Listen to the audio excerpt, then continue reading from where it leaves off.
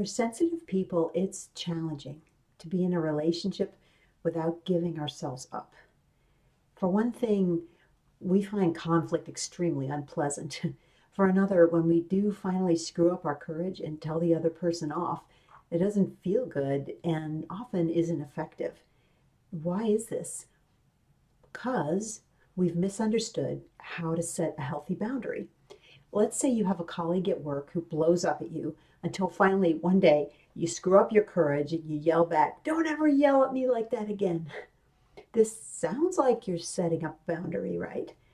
Unfortunately, there's a hitch. You can't control his yelling. An effective boundary has to be one that centers around an action over which you do have control. And the great thing about this kind of boundary is that you can set it without being mean. You don't even have to raise your voice. For example, my daughter's a superb editor, and she read and commented on many of the pages on this website. One day I sent her some text, and she said she'd take a look later that day. 2 days later, still no edits. So I emailed her and I said, "I'd love to have your input on this page, but I've got to get it to the web designer tomorrow. So if you can't get comments to me in the next 12 hours, I'll just do my best with what I have." As it turns out, she sent her edits a few hours later. And I was happy to have her input, but I was even happier that I'd found a way to handle the situation without getting resentful of her. Notice what I didn't say. I didn't say, "You're irresponsible. Don't ever tell me you'll do something, then not do it." What she does is not under my control.